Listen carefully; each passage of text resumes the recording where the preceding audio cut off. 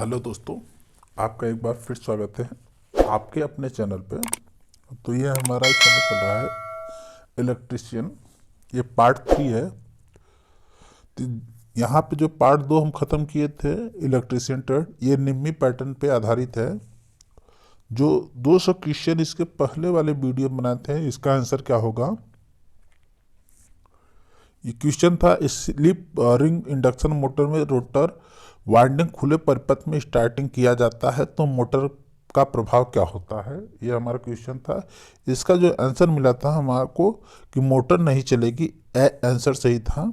चलिए आगे हम देखते हैं।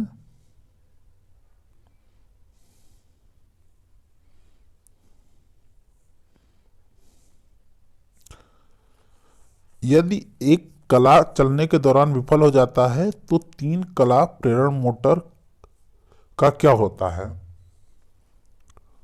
जो हमारा आंसर सही होगा, मोटर धीरे धीरे चलती है और आखिर में जल जाएगी। आंसर सी सही है।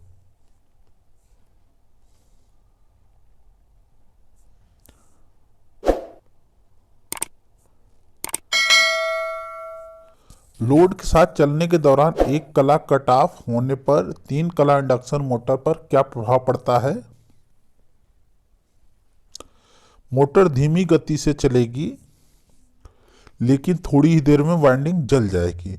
जब लोड के साथ चलने के दौरान एक कला कट ऑफ होने पर 3 कला इंडक्शन मोटर पर क्या प्रभाव पड़ता है।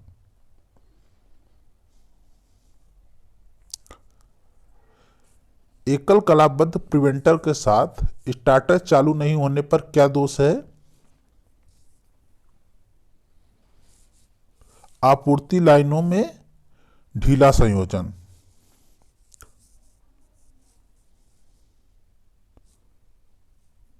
लोड होने पर एसी 3 फेज इंडक्शन मोटर में कम गति पर चलने में दोष क्या है।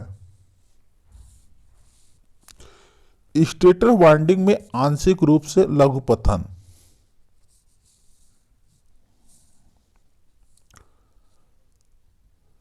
कौन सी दोष स्थिति में थर्मल अधिभार रिले एसी प्रेरण मोटर की रक्षा करता है। Over current, अतिधारा।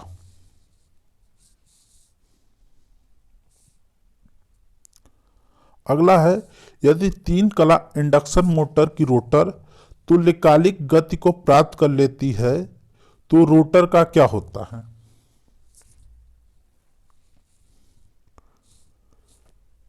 रोटर बार क्षतिग्रस्त हो जाता है।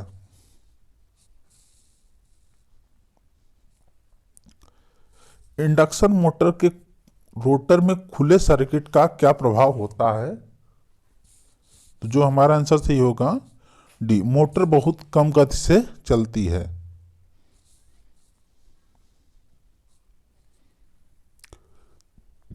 मोटर के कुछ समय चलने के बाद फ्यूज के लगातार उड़ने का क्या कारण है।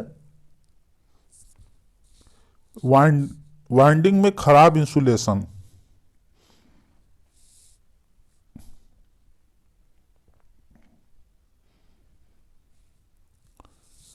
तीन कला प्रेरण मोटर का क्या होता है अगर एक कला शुरू होने के दौरान विफल हो जाता है।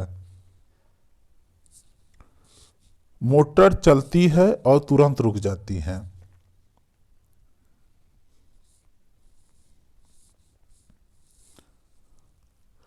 तीन फेज मोटर स्टार्टर का सिंगल फेज प्रिवेंटर के साथ बार बार ट्रिप का कारण कौन सा है। OLR की गलत सेटिंग।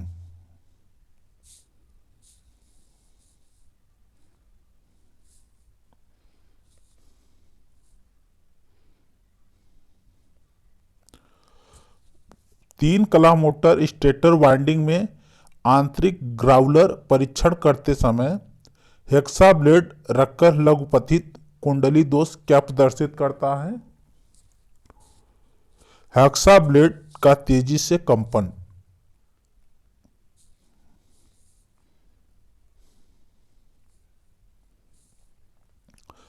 एकल चरण प्रेरण मोटर का कार्य सिद्धांत क्या है? लेंज का नियम। जो सिद्धांत है हमारा लेंज के नियम पर आधारित है।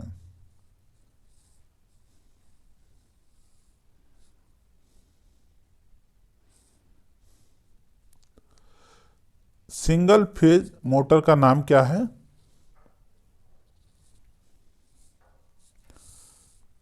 Permanent capacitor motor.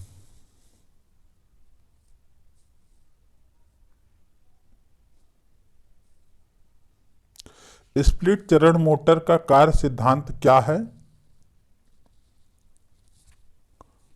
ले, लेंज का नियम।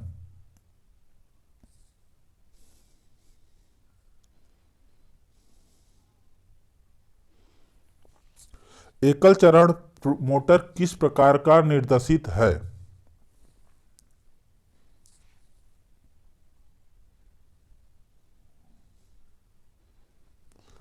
Capacitor start, capacitor run motor.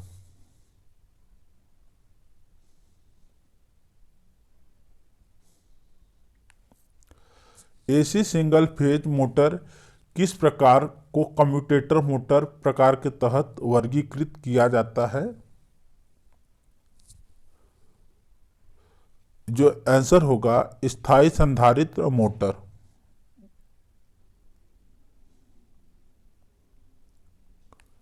Single phase induction motor शुरू करने के लिए कौन सी विधि अपनाई जाती है? फेज विभाजन की विधि, split phase method.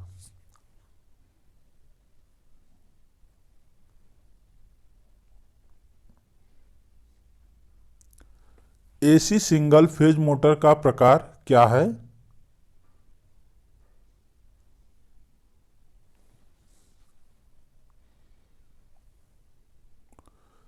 Capacitor start induction run motor.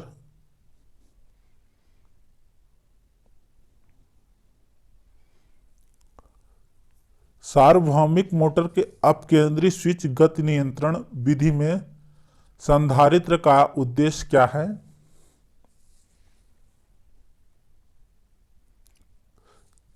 संपर्कों पर स्पार्क कम करें।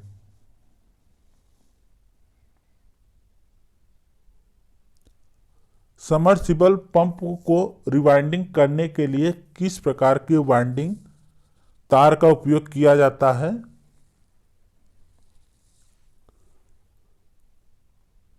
पीवीसी और कवर तांबे के तार का।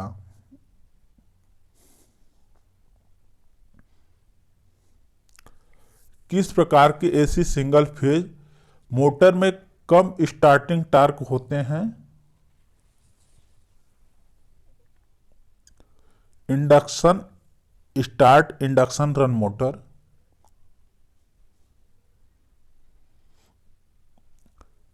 एकल चरण मोटर्स में अपकेंद्री स्विच का कार्य क्या है? आरंभिक वाइंडिंग को विसंयोजित करना।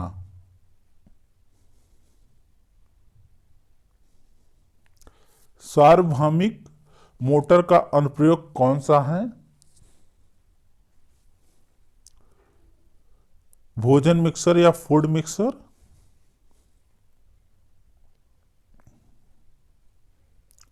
वाउंड रोटर के साथ कौन सी एकल कला मोटर फिट है?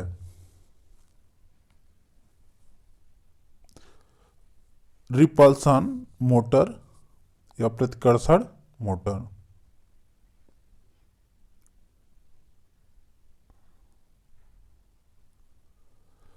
प्रतिरोध के संबंध में एकल चरण इंडक्शन मोटर की रनिंग वाइंडिंग और स्टार्टिंग वाइंडिंग के बीच क्या संबंध है? रनिंग वाइंडिंग कम है और वाइंडिंग अधिक।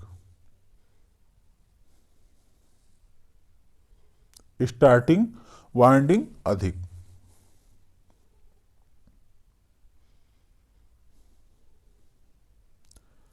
आच्छादित पोल मोटर में यक्स के रूप में चिन्हित भाग का कार्य क्या है?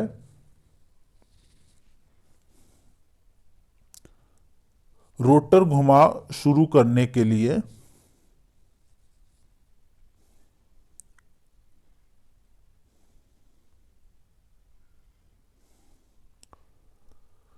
Capacitor start induction run motor के रोटेशन की दिशा कैसे उलट जाती है?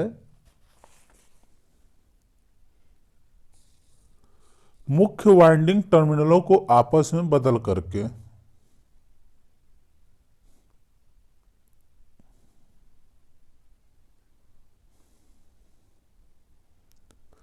किस एकल कला की मोटर में टेप फील्ड स्पीड कंट्रोल विधि कार्यरत है? Universal motor.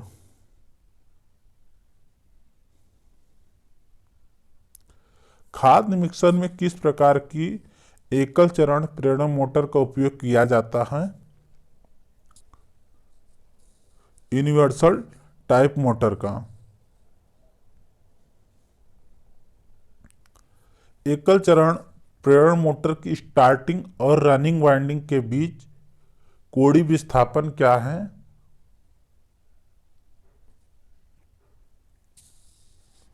60 electrical degree. ध्वनि रिकॉर्डिंग उपकरणों के लिए हिस्टैरिसीस मोटर उपयुक्त क्यों है?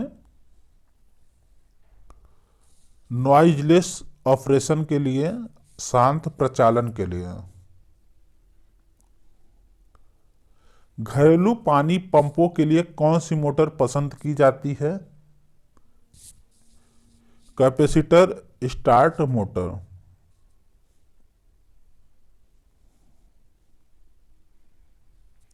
किस प्रकार की मोटर में अपेक्षाकृत कम टार्क होता है? Resistance start induction run motor.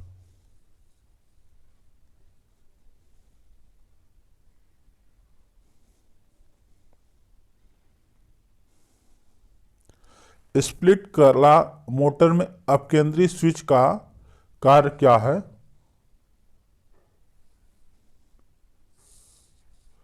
आपूर्ति से शुरुआती वाइंडिंग बनाएं और तोड़ना।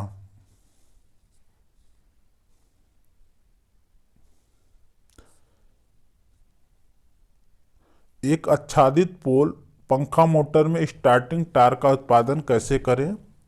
How to produce starting torque in shaded pole fan motor.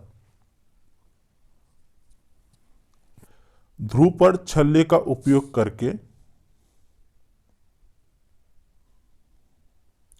अगला है, पंखा मोटर सर्किट में एक स्थायी संधारित्र का उपयोग करने का कारण क्या है?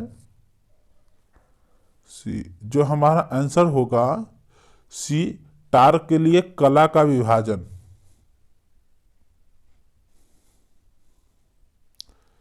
कौन सी मोटर में आधी कुंडल वाइंडिंग होती है? जो हमारा सही है छत का पंखा, सीलिंग फैन।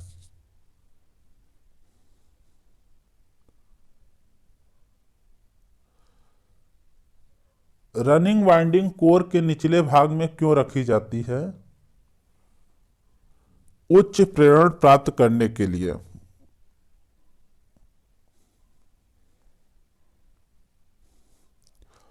आधे कुंडल कनेक्शन में 28 स्लॉट, 14 ध्रुव, 14 क्वाइल वाले सीलिंग फैन के लिए स्लॉट की दूरी की गणना करने पर क्या उत्तर मिलेगा? 90 degree.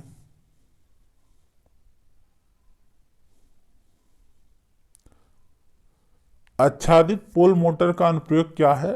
What is the application of shaded pole motor?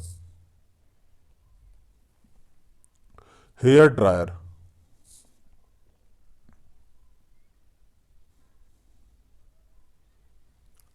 Hard disk drive के लिए किस प्रकार की सिंगल फेज मोटर का उपयोग किया जाता है? स्टेपर मोटर का।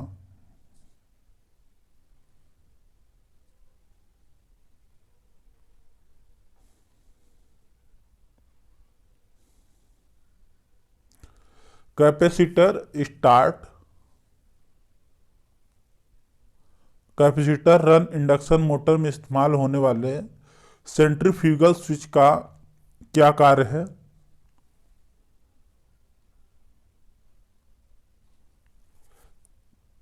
75% से 80% की गति तक पहुंचने के बाद शुरुआती संधारित्र को डिस्कनेक्ट करना।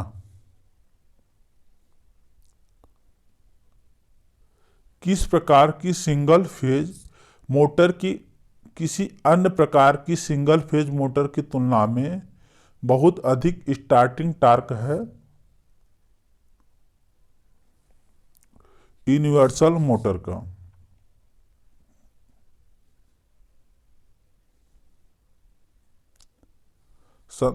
संधारित्र को एकल कला स्थायी संधारित्र मोटर में कहाँ जोड़ा जाता है?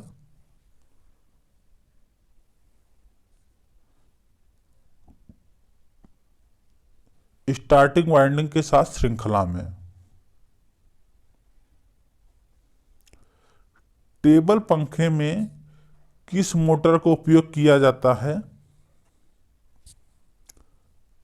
परमानेंट कैपेसिटर मोटर, स्थायी संधारित्र मोटर।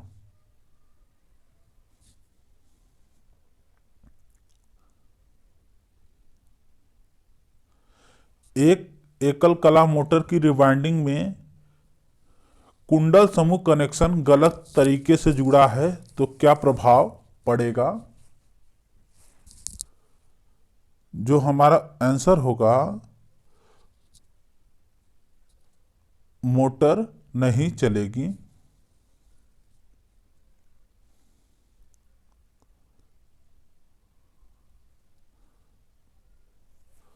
यह प्रतिकर्षण मोटर में क्या प्रभाव होता है यदि चुंबकीय अक्ष दूसरी तरफ स्थानांतरित हो जाती है?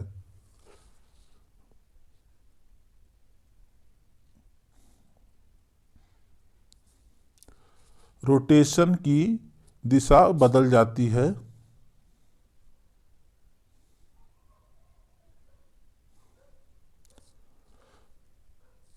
मोटर शुरू होने के बाद अपकेंद्री स्विच को डिस्कनेक्ट नहीं किया जाता है तो क्या प्रभाव पड़ेगा?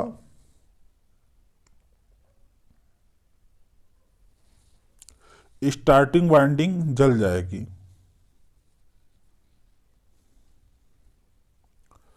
प्रतिकर्षण मोटर्स के रोटेशन की दिशा को कैसे उल्टा करेंगे? ब्रश अक्ष को स्थानांतरित करके। क्यों एक संधारित्र अपकेंद्री स्विच गति नियंत्रण विधि में अपकेंद्री स्विच से जुड़ा हुआ है? संपर्कों में स्पार्क कम करने के लिए।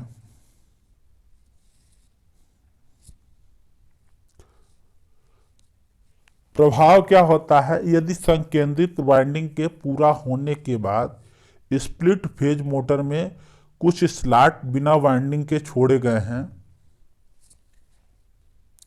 समान रूप से काम करेगा।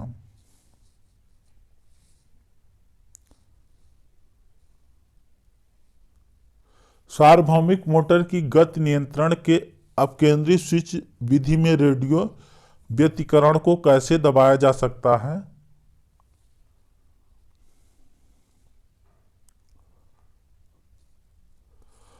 अपकेंद्री स्विच के दोनों ओर संधारित्र जोड़कर।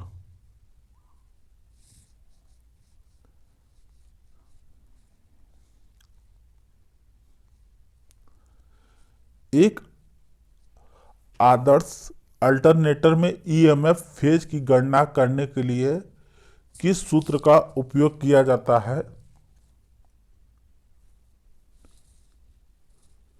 E equal to 4.445 FT।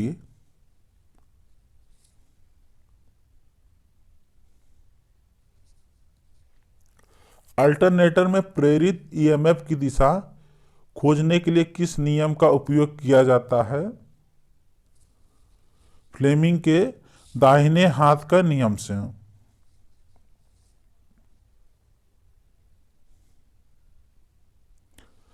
Alternator के भाग का नाम क्या है?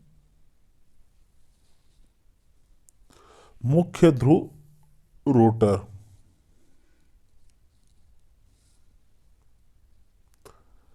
अल्टरनेटर के ईएमएफ समीकरण की गणना करने का सूत्र क्या है? E equal to 4.44 KD KC FT 5M। Alternator को कैसे रेटेड किया जाता है? केवीए में।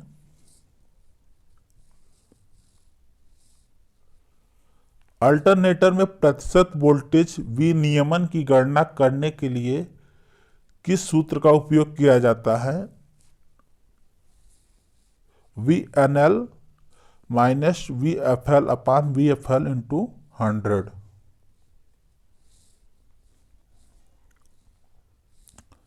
1000 RPM पर 6 ध्रुवों वाले एक अल्टरनेटर की आपूर्ति आवृत्ति क्या है? 50 हर्ट्ज। 50 हर्ट्ज की आवृत्ति पर 2 ध्रुवों वाले एक अल्टरनेटर की गति की गणना करने पे क्या मिलेगा? 3000 RPM।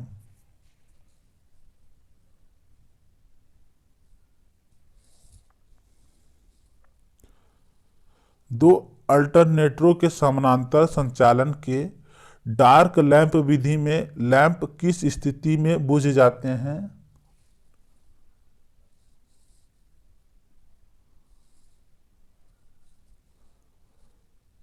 वोल्टेज और आवृत्ति बराबर होने पर।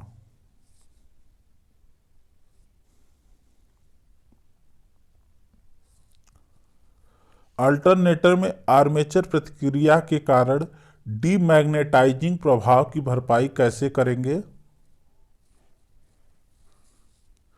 फील्ड उत्तेजना धारा में वृद्धि करके। सिंक्रोस्कोप का उपयोग क्या है? समानता के लिए सही तुरंत संकेत देना।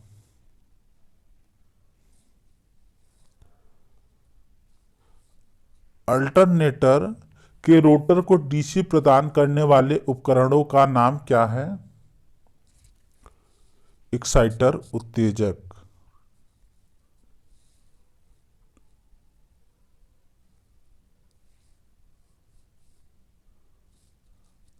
अल्टरनेटर में डैम्पर वाइंडिंग का उद्देश्य क्या है? हंटिंग के प्रभाव को कम करना।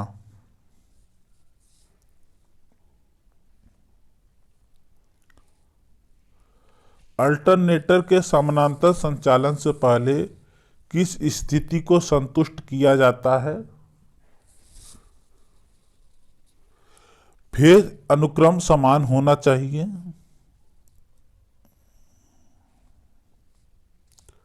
चार पोल वाले रेटेड वोल्टेज पर 50 हर्ट्ज की आपूर्ति आवृत्ति के साथ जुड़े एक अल्टरनेटर की गति क्या है? 1500 RPM। दो अल्टरनेटरों के समानांतर होने के दौरान दो लैंप किस हालत में जलते हैं और एक लैंप बुझ जाता है? जब वोल्टेज और फ्रीक्वेंसी बराबर हो। यदि भार बढ़ता है तो अल्टरनेटर का टर्मिनल वोल्टेज कम हो जाता है। आर्मेचर प्रतिक्रिया के कारण।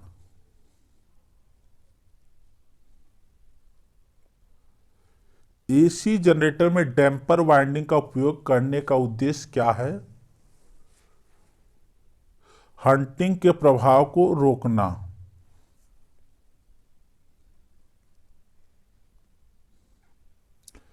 अल्टरनेटर का प्रकार क्या है? ब्रश रहित अल्टरनेटर।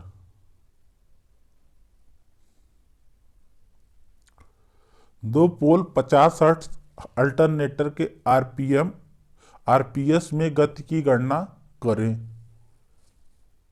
जो आंसर आएगा हमारा 50 आरपीएस।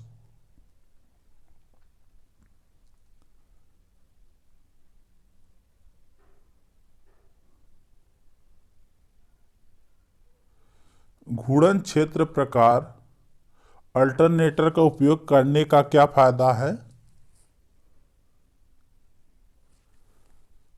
दो स्लिप रिंगों की आवश्यकता होती है, चाहे फेजों की संख्या कितनी भी हो।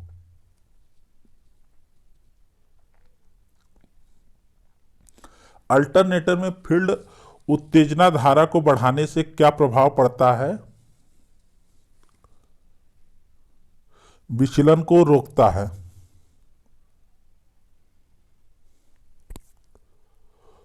अल्टरनेटर में 30 एंगल कोण अल्फा के साथ 36 स्टेटर स्लॉट 4 पोल वाले घुमावदार के लिए पिच फैक्टर केपी की गणना करने पे क्या मिलेगा हमको answer? 0.965।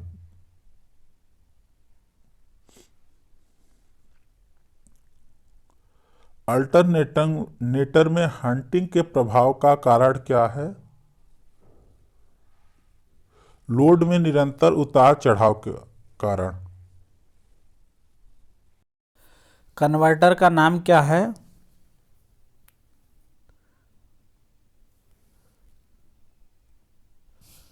Silicon controlled rectifier. Converter का नाम क्या है?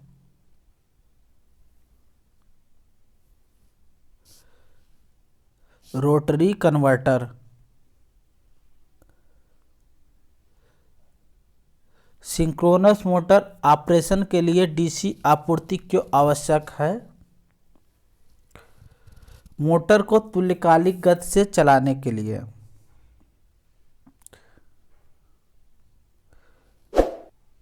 जो इन्वर्टर और कन्वर्टर दोनों के रूप में कार्य करता है। सिंक्रोनस कन्वर्टर, तुल्यकालिक कन्वर्टर।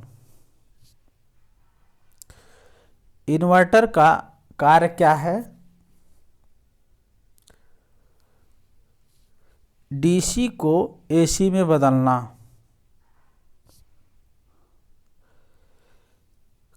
कौन सा परिवर्तक उपकरण ओवरलोड किया जा सकता है? Rectifier unit.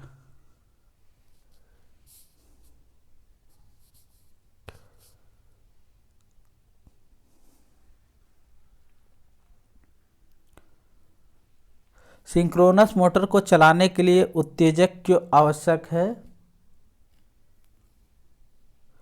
मोटर को तुल्यकालिक गति से चलाने के लिए।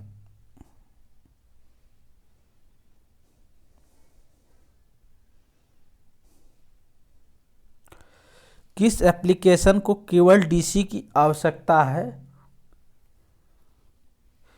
इलेक्ट्रोप्लेटिंग के लिए।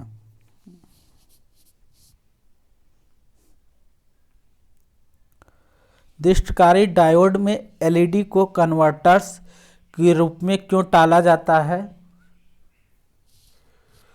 बहुत कम शक्ति युक्ति के लिए।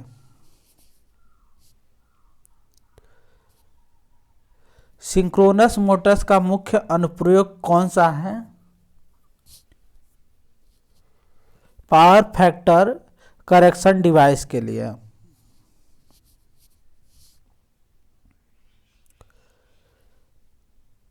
मोटर जनरेटर सेट का लाभ क्या है? डीसी आउटपुट वोल्टेज को आसानी से नियंत्रित किया जा सकता है।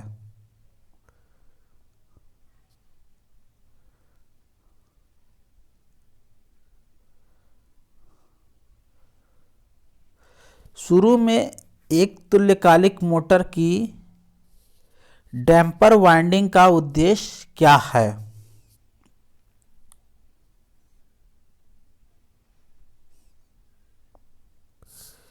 एक नियत गति बनाए रखने के लिए एक उच्च चुंबकीय क्षेत्र का निर्माण करना। सिंक्रोनस मोटर सिंक्रोनस गति से क्यों नहीं चलती? इनसफिशिएंट एक्साइटेशन, अपर्याप्त उत्तेजना के कारण।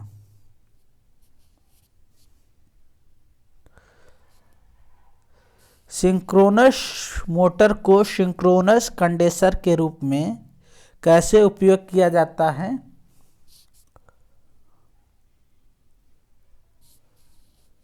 रोटर उत्तेजना में बदलाव करके।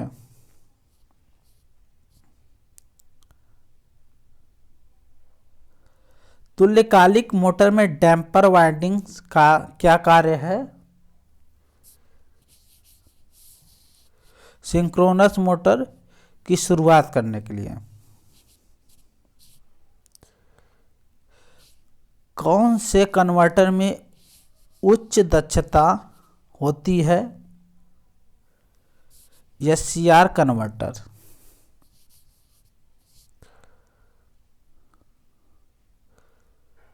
कैसे तुल्यकालिक मोटर पावर फैक्टर सुधारक के रूप में कार्य करता है? फील्ड उत्तेजना में बदलाव करके। तो ये हमारे इलेक्ट्रीशियन सेकेंड ईयर के क्वेश्चन आंसर थे। अगर हम इस पर रिवीजन कर ले तो एग्जाम में हमको काफ़ी फ़ायदा होगा। हाँ, अगर वीडियो अच्छा लगा हो तो लाइक का बटन दबाना ना भूलें, तो जिससे हमें एक प्रोत्साहन मिलता है कि हम और वीडियो बनाते रहें। आप लोग इतने समय तक वीडियो बने रहें, बहुत बहुत धन्यवाद। हम फिर नेक्स्ट पार्ट में फिर इलेक्ट्रीशियन, फिर इसके बाद और भी ट्रेड जो बच्चे हैं उस पर बात करते रहेंगे। तब तक के लिए गुड बॉय।